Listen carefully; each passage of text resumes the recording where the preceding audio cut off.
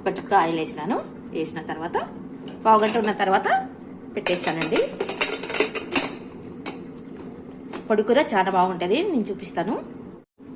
పొడికూరకు కారము, ఉప్పు, పసుపు, కొబ్బరి, ఎల్లిపాయలు చాలా ఉండాలి. చిగురు బేళ్ళకు తగ్గట్టు తీసుకోవాలి. పుట్టి చిగురు కదా, పుల్లగా ఉంటుంది. పావుగంట ఏందండి నానబెట్టి ఒక విజిల్కే తీసేస్తాను. చపాతీకి అండి కలిపేసినాను చపాతీ పిండి. ఒక విజిల్ వచ్చేసిందండి, బంద్ చేసినాను. ఒకటే విజిల్ చాలండి. ఉప్పు, కారము, కొబ్బరి అన్నీ గ్రైండ్ మిక్సీ పట్టుకొని వస్తాను.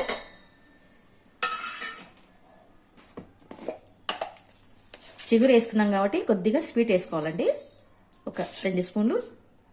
మేము స్వీట్ కూడా తింటాము, వేసుకుంటున్నాం. మీ ఇష్టము, కొద్దిగా వేసుకోండి. మేము కొంచెం ఎక్కువ వేసుకుంటాం స్వీట్.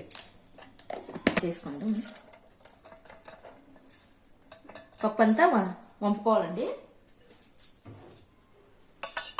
మటన్ ఉంటుంది కదా, అది చారులాగా చేస్తే బాగుంటుంది. వేస్ట్ చేయకుండా టమాటా చారు చేసి చూడండి. ఒకటే విజిల్ కూడా మనకి ఇదే అయిపోయింది. కొంచెం మెత్తగా చిగురు పడే వరకు కొంచెం బిరుసు ఎక్కుతాయి. చిగురు వేసి కలుపుతాం కదా, అప్పుడు బిరుసు అవుతాయి. ఇది చిగురు వేసి కలిపి పెట్టాలండి. ఒట్టి చిగురు ఉంది కదా, ఈ గాలల్లో వేసి కలపాలి. ఈ వేడికి మగ్గిపోతుంది.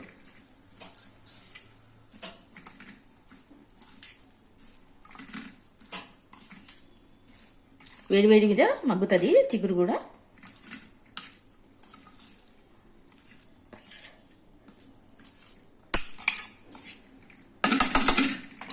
చిగురు వేసే వరకు బిరిసెక్కినాయి. పప్పు అనేది బిరిసెక్కుతుంది బాగా చిగురు పడే వరకు. ఇదంతా కలిపి పెట్టేయండి. ఈ చిగురు పడే వరకు కొంచెం బిరిసెక్కుతుంది. ఎంత స్మెల్ వస్తుందండి, చాలా బాగా వస్తుంది. వాసన కూడా మంచిగా వస్తుంది, టేస్టీగా వస్తుంది.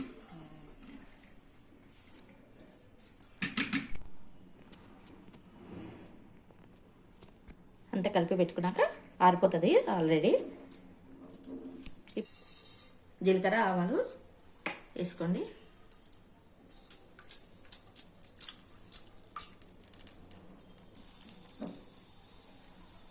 కొంచెం ఇంగు వేసుకోండి. ఇంగు ఎల్లిపాయలు ఒలిచిపెట్టుకున్న ఎల్లిపాయలు. కొంచెం ఎల్లిపాయలు ఎక్కువ వేసుకోవాలి. ఉల్లిగడ్డ వేయం కాబట్టి ఎల్లిపాయలు ఎక్కువ వేసుకోవాలి.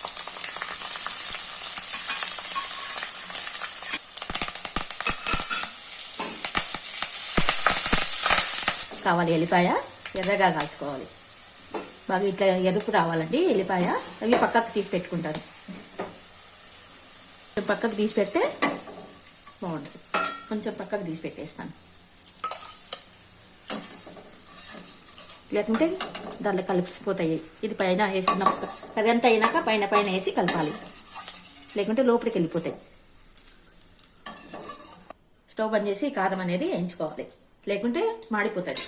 ఈ వేడి ఉంటుంది కదా ఆయిల్, దానిలోనే వేయించేసేయండి.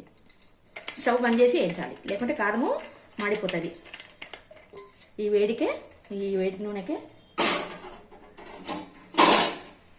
ఆయిల్ వేడికే సరిగిపోతుంది మగ్గించడం కారం. స్టవ్ బంద్ చేసి వేయించుకోండి ఎప్పటికైనా. ఇది పొడి కావాలి.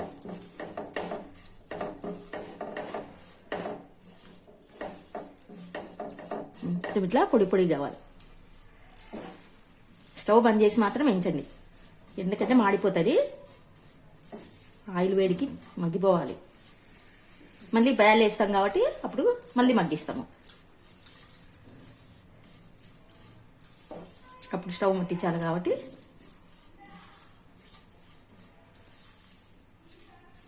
ఇప్పుడు వేస్తానండి కందిపప్పు.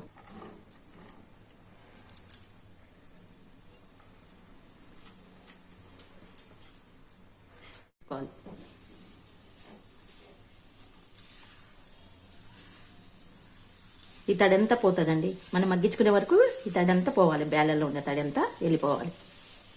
సన్న మంట పెట్టుకోండి.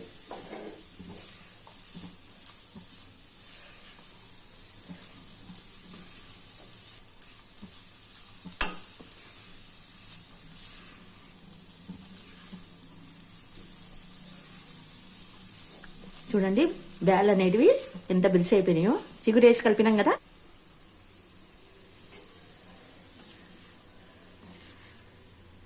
పెన్నము మాడిపోతుంది, కింద అతుక్కపోతుంది కదా, కొంచెం రేకేసుకోండి.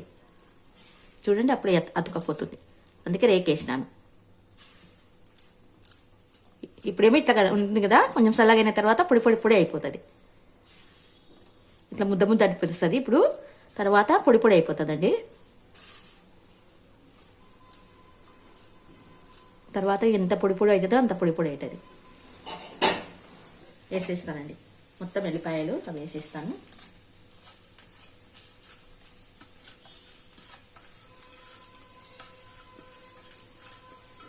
ఆయిల్ అంతా ఉంటుంది కదా, తీసేస్తాను.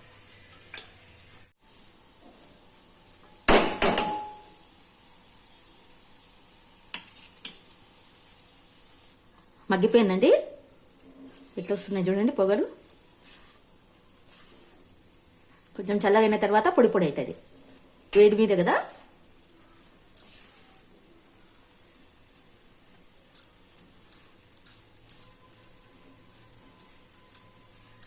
కొంచెం వేడి మీద ముద్ద అనిపిస్తుంది మనకి. తర్వాత చల్లగైన తర్వాత పొడి పొడి అయిపోతుంది. అయిపోయిందండి. Thank you for watching. Like, share, subscribe. ఒకసారి వట్టి చిగురుతో కూడా పప్పు చూపిస్తానండి, చాలా బాగుంటుంది. వట్టి చిగురుతో కూడా పప్పు చేస్తాను, ఒకసారి చూపిస్తాను అది కూడా.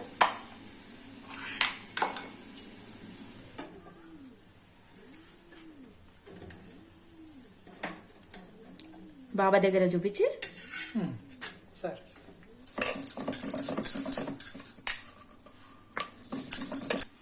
బాగా చపాతి అంటేనే ట్రయాంగిల్గా రుద్దండి. ఒకటే లెవెల్గా ఉండాలి చపాతి. ఎప్పటికైనా చపాతి రుద్దనిక కూడా రావాలండి.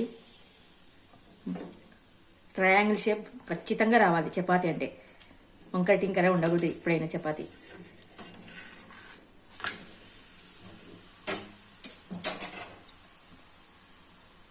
నూనె వదిలితే పొంగుతుంది కదా, పొంగినప్పుడు అన్ని అంతకు వచ్చేస్తుంది నూనె.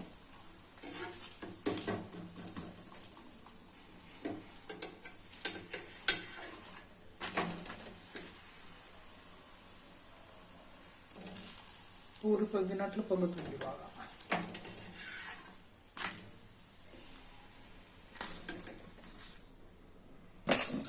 మూలలకే రుద్దాలండి. ఇది ఎట్లా అంటే అట్లా రుద్దకూడదు. ట్రయాంగిల్ రావాలంటే మూలల ముందే, మూలల కాడనే రుద్దాలి మనం. అయిపోయిందండి, తీసుకెళ్ళండి పట్టు.